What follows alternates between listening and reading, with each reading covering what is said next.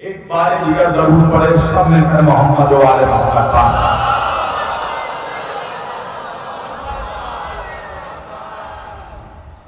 عزیزان گرامی قدر، وہ عزیزان محترم،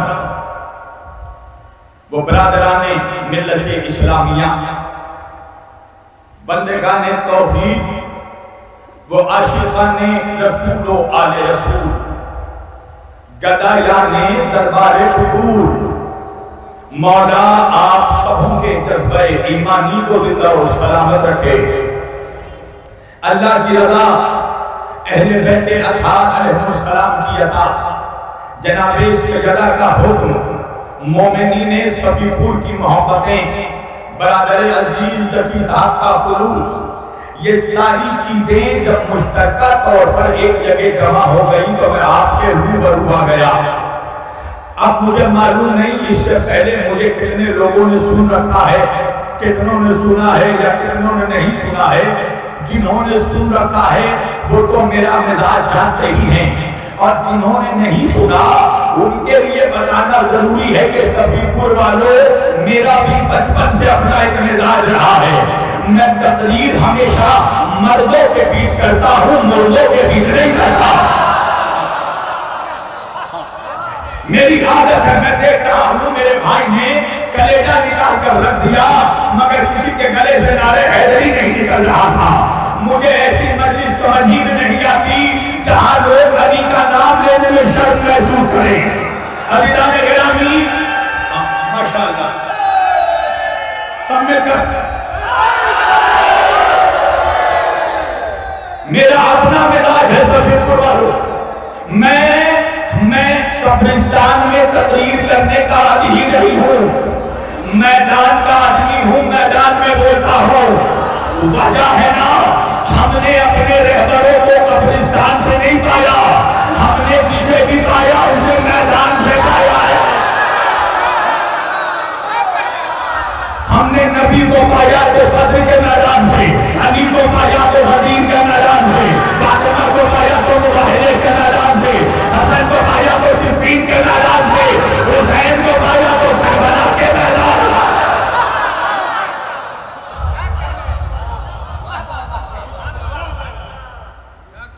بالکل لگنا چاہیے کہ میدانیوں کے بیچ پر رہا ہوں، اس لیے کہ صفی پور والوں میرا بھی اپنا مزاج ہے نا۔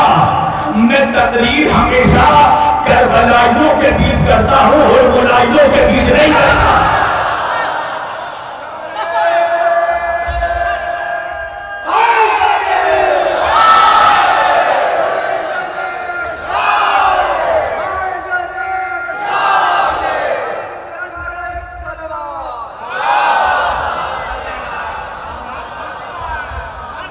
مجھے معلوم ہے میرے سامنے عالم اسلام کا سارا مجمع بیٹھا ہے، بھائی بھائی کندھے سے کندھا ملا کر بیٹھے ہیں۔ یہاں پر ہرے کپڑے والے، پیلے کپڑے والے، سبز کپڑے والے سب نظر آ رہے ہیں۔ یہی تو حسینیت کے چمن کی خوبصورتی ہے نا۔ حسین کا چمن وہ چمن ہے جہاں ہر رنگ کے پھول نظر آتے ہیں، درے حسین میں ملتے ہیں ہر مزاج کے لوگ۔ یہ اتحاد کا مرکز ہے آدمی کے لیے۔ میں ہمیشہ کہتا ہوں صفی پور والوں کہ فرش اعضاء پہ آنے کے بعد نہ کوئی شیعہ رہا نہ سنی رہا۔ فرش اعضاء پہ آنے سے پہلے تم شیعہ تھے، فرش اعضاء پہ آنے سے پہلے تم سنی تھے، مگر جب فرش اعضاء پہ کوئی آ گیا تو اپنا شیعہ رہا نہ سنی رہا، جو آ گیا وہ حسینی ہو گیا۔ نعرے لگاؤ، علی کا نعرہ لگاؤ، فرمائے کیوں رہے ہو؟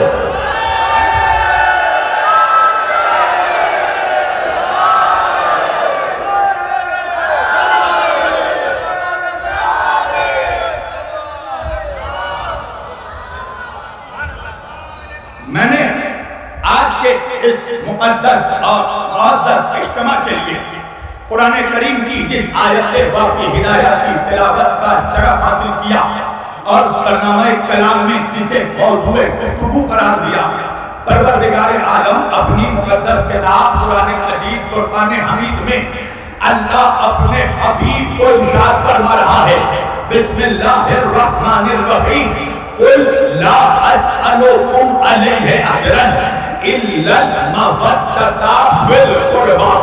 اللہ سورہ مبارک شورى میں اپنے نبی سے خطاب کر رہا ہے. توجہ کیجئے گا. اللہ کہہ رہا قل لا اسألکم علیہ اجرا. مجھے معلوم ہے. اچھا جو نوجوان موبائل دیکھ رہے ہیں نا, میری گزارش ہے میری جان میری طرف دیکھو. تم جسے بھی دیکھ رہے ہو اس سے زیادہ خوبصورت میں ہوں. دیکھو یہ بدتمیزی فرش اعلیٰ پہ نہیں ہونی چاہیے. اپنے بچوں کو بتانا ضروری ہے کہ وہ کہاں آ کر بیٹھا ہے. آج میں نے صبح ایک ویڈیو دیکھی, قسم خدا کی دل تڑپ گیا.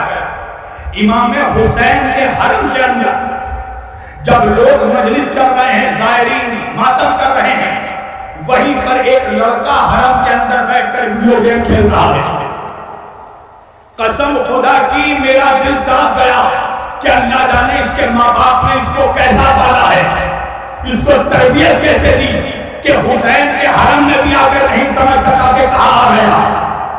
اس لیے میں ہمیشہ کہتا ہوں جوانوں کہ آزا خانوں کی تہذیب اپنے گھر پہ لے جاؤ, اپنے گھروں کی تہذیب لے کر آزا خانے میں مت آؤ. جو سمجھ میں ہے صلوات کرو محمد و آل محمد پر. یہ ساری چیزیں بدتمیزی میں شمار ہیں. ویڈیو گیم کھیلنا, گٹکا چاٹ کر بیٹھنا. کیا تو اگر رسول اللہ کے سامنے بیٹھا ہوتا تیری ہمت ہوتی کہ گٹکا کھا کر بیٹھے؟ اگر آج امام کا ظہور ہو جائے تو کیا امام کے سامنے گٹکا چلا کر بیٹھو گے؟ تمہیں پتہ نہیں کہاں پر آئے ہوئے ہو. یہاں پر وہ بی بی آتی ہے جس کو دیکھ کر تمہارا رسول بھی کھڑا ہوتا ہے, تمہارا امام بھی کھڑا ہوتا ہے. صلوات پڑھیے محمد و آل محمد.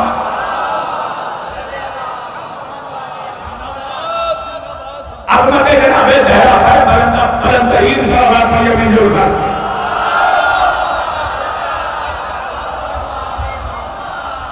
اللہ کہہ رہا ہے بسم اللہ الرحمن الرحیم قل لا اسألکم علیہ اجرا. اے میرے نبی ان سے کہہ دیجئے, توجہ, کن سے کہہ دیجئے؟ مسلمانوں سے کہہ دیجئے. توجہ کیجئے گا. تو اب جملہ بدل کر میں کہہ دوں کہ جب اللہ کہہ رہا ہے کہ میرے حبیب مسلمانوں سے کہہ دیجئے, اور مسلمانوں سے جب کہہ دیجئے تو مسلمانوں میں جو ہے ان سے کہہ دیجئے. توجہ کیجئے گا. سارے مولویوں سے کہہ دیجئے, راویوں سے کہہ دیجئے, مفتیوں سے کہہ دیجئے. میں نے کہا پروردگار اپنے نبی سے کہلوا رہا ہے, تو خود ڈائریکٹ آ کر کیوں نہیں کہتا؟ اللہ نے کہا یہی تو بتانا ہے کہ مجھے آج اس آیت پر ڈائریکٹ والوں کے چہروں پر تماشا مارنا ہے. مولوی کو اس کی اوقات بتانا ہے کہ دیکھو تم اس لائق بھی نہیں ہو کہ اللہ تم سے ڈائریکٹ آ کر کلام کرے.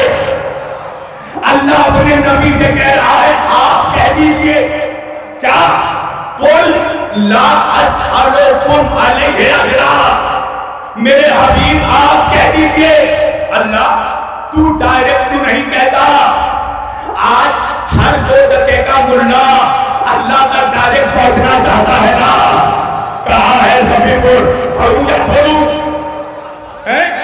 تو مجھے لگنا چاہیے کہ میں بھونگوں کے بیچ نہیں پڑ رہا. اس لیے تو اس علی کا ذکر کرتا ہوں جس کے نام کی برکت سے اللہ بھونگوں کو بھی زبان دیتا ہے. ماشاءاللہ یہاں تو صاحبان زبان لوگ بیٹھے ہیں. ہم جب رسول اللہ کے وسیلے سے اللہ سے دعا کرتے ہیں اپنے نبی کا وسیلہ دے کر, تو ملا کہتا ہے نبی کے وسیلے سے نعوذ باللہ دعا مانگنا حرام. آپ کو معلوم ہے نا سبھی والوں, آپ کے ہندوستان کا ایک لوٹا نالائق ہے. نام مت پوچھو, نالائقوں کا نام منبر سے نہیں لیا جاتا. ایک لوٹا نالائق ہے اور ساتھ میں منحوس بڑا چالاک بھی ہے. پتہ ہے چالاک کیوں ہے؟ یزید کو رضی اللہ کو کہہ دیا مگر اپنے بیٹے کا نام یزید نہیں رکھا.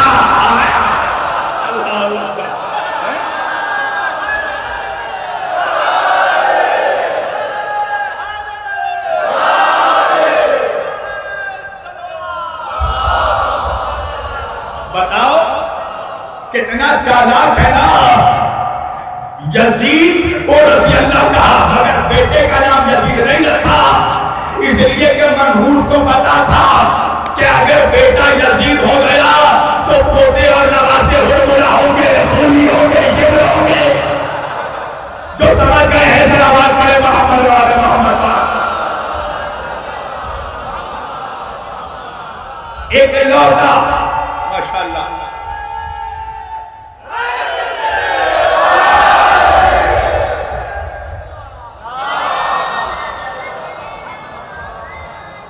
ایک لوٹا نالائق ہندوستان کا تڑی پار ہو کر گھوم رہا ہے.